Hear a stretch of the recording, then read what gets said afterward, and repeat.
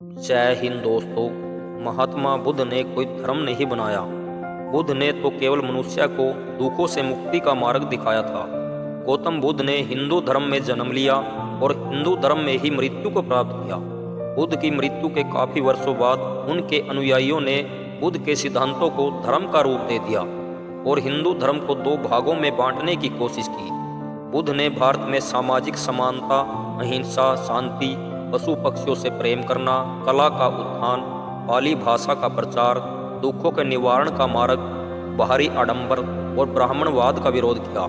इससे समाज में काफी सुधार आया।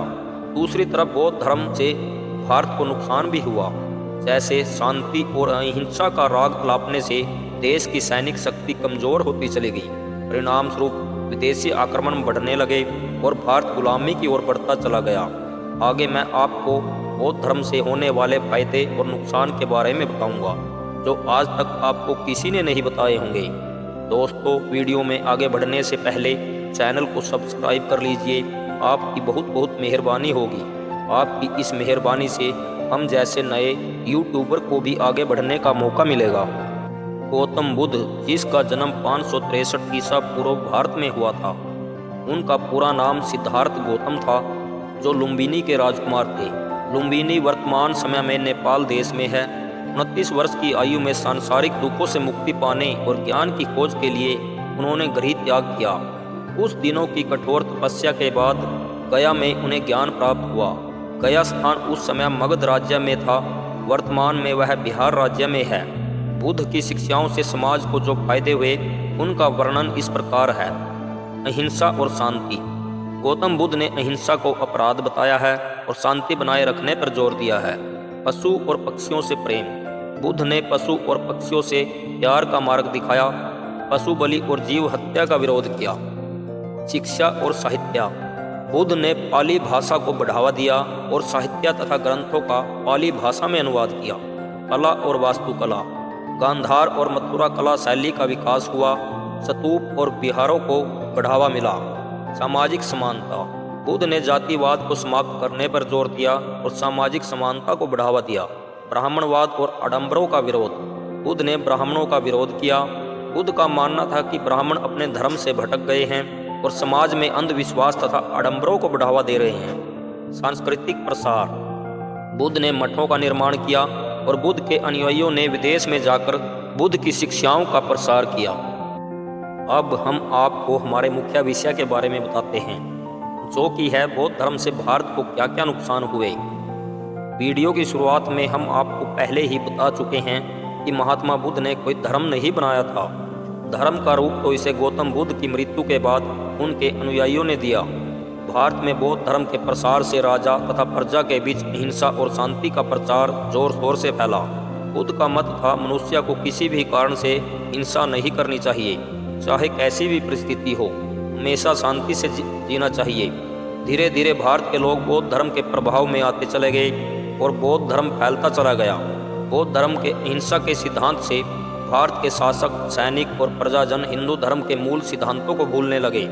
महान सम्राट अशोक के शासनकाल के समय वर्तमान ईरान, बलूचिस्तान, अफगानिस्तान, पाकिस्तान, तिब्बत, नेपाल, भूटान, म्यांमार अर्थात बर्मा, बांग्लादेश, थाईलैंड, इंडोनेशिया तथा श्रीलंका तक भारत की सीमाएं फैली थीं। उस काल में यह सब क्षेत्र भारत का हिस्सा थे, लेकिन कलिंग युद्ध की भयानक त्रासदी से आहत होकर जैसे ही सम्राट अशोक ने बौद्ध धर्म अपनाया, उसने सैनिक शक्ति पर ध्यान देना छोड़ दिया। नए सैनिकों की भर्तियां बंद कर दी गई। सम्राट अशोक ने दिन रात अहिंसा और शांति का राग अलापना शुरू कर दिया। अशोक ने सारा धन जनता की भलाई और शिलालेखों पर खर्च कर दिया। सम्राट अशोक ने अपने बच्चों को भी बौद्ध धर्म की शिक्षा के प्रसार के लिए विदेशों में भेजा। देश की सीमाओं से ध्यान हटता चला गया। परिणाम स्वरूप सीमाएं कमजोर होती चली गई। सम्राट अशोक गीता का उपदेश भूल गए। हिंदू धर्म ग्रंथों के उपदेश भी भूल गए, जिनमें शिक्षा दी जाती है कि जब जब पाप और अत्याचार बढ़ता है तो एक राजा का कर्तव्य है उसके विरुद्ध अस्त्र शस्त्र उठाना और उसका विरोध करना जरूरी हो जाता है। अशोक के काल में तो भारत की सीमाएं सुरक्षित थी, क्योंकि विदेशी आक्रांताओं में चंद्रगुप्त तथा अशोक का पुराना खौफ था। लेकिन अशोक की मृत्यु के बाद उसके पुत्र तथा पौत्र के शासनकाल में अशोक के साम्राज्य का विघटन हो गया, क्योंकि अशोक सम्राट के पुत्र तथा पौत्र ने भी बौद्ध धर्म अपना लिया था और वे भी अहिंसा के पुजारी बन गए। सैनिक तैयारियों पर कोई ध्यान नहीं दिया गया और इस कमजोरी का लाभ विदेशी आक्रमणकारियों ने उठाया। विदेशी आक्रांता तो इसी ताक में रहते थे कि कब उन्हें भारत पर आक्रमण का मौका मिले, क्योंकि वे भारत को सोने की चिड़िया जो कहते थे। अशोक की मृत्यु के बाद सबसे पहले यूनानियों ने आक्रमण किया। कुछ सालों बाद शकों ने आक्रमण किया, भारत के उत्तर पश्चिमी हिस्सों पर कब्जा कर लिया। फिर कुषाण आए, ये भी मध्य एशिया से आए थे। इन्होंने उत्तर भारत के कई इलाकों पर कब्जा कर लिया था। पार्थियन ये ईरान की तरफ से आए थे, इन्होंने भी बहुत सा हिस्सा कब्जा कर लिया था। यह सब बौद्ध धर्म को अपनाने से हुआ। बौद्ध धर्म का बुखार चढ़ने से अशोक के वंशज अहिंसा के पुजारी हो गए थे, जिससे सैनिक शक्ति कमजोर पड़ गई, जो विदेशी आक्रमणकारियों का सामना न कर सकी। यह सब उसी तरह था जैसे भारत आज़ाद होने के बाद से नेहरू ने चीन की तरफ से आंखें मूंद ली थी। वे शांति शांति का राग अलापते रहे और चीन ने भारत की पीठ में छुरा घोंप दिया। ऐसा भी नहीं है कि अयासी का जीवन जीने वाले नेहरू को किसी ने आगाह नहीं किया हो। चीन का तिब्बत पर कब्जा होने से पहले चीन द्वारा तिब्बत में किए जाने वाले अत्याचार के समय भी सरदार पटेल ने नेहरू को चेताया था। फिर अक्टूबर 1950 में जब चीन ने तिब्बत पर कब्जा कर लिया, तब भी पटेल जी ने नेहरू को चेताया था कि चीन साम्राज्यवाद की तरफ बढ़ रहा है, इससे भारत भी सुरक्षित नहीं रहेगा। लेकिन नेहरू तो चीन की गोद में बैठे हुए थे, उसने पटेल जी की बातों पर कोई ध्यान नहीं दिया। पटेल की मृत्यु के बाद तो नेहरू के हाथ और ज़्यादा खुल गए और चीन के पास जाने का पूरा मौका मिल गया। साल 1954 में नेहरू ने शांति का राग अलापते हुए पंचशील का सिद्धांत बनाया। साथ ही हिंदी चीनी भाई भाई का नारा दिया और दोनों देशों ने कसम खाई कि वे एक दूसरे पर आक्रमण नहीं करेंगे। नेहरू की आंखें तब खुली जब साल 1962 में चीन ने आक्रमण करके भारत का बहुत सा क्षेत्र कब्जा लिया। तब नेहरू को सरदार पटेल की कही बातें याद आई। हमारे सैनिकों को चीन बॉर्डर पर होना चाहिए था, लेकिन नेहरू का कहना था कि सैनिक खाली पड़े रहते हैं, मुफ्त की रोटियां तोड़ते रहते हैं, क्यों ना इनसे कोई काम लिया जाए। और नेहरू के आदेश पर सैनिकों से चंडीगढ़ शहर के निर्माण में दिहाड़ी करवाई जा रही थी। सैनिकों से ईंट, रेत, सीमेंट और पत्थर डुलवाए जा रहे थे। वाह रे नेहरू जी, इतना पढ़ा लिखा होने के बाद भी तूने इतिहास से कोई सबक नहीं सीखा। चलो अब दोबारा से अपने विषय पर आ जाते हैं। धीरे धीरे विदेशी आक्रमण बढ़ते गए, भारत कमज़ोर पड़ता चला गया और गुलामी की तरफ बढ़ता गया। यह बौद्ध धर्म अपनाने वालों की सबसे बड़ी कमजोरी मानी गई, जिसे अहिंसा का सिद्धांत कहा जाता है।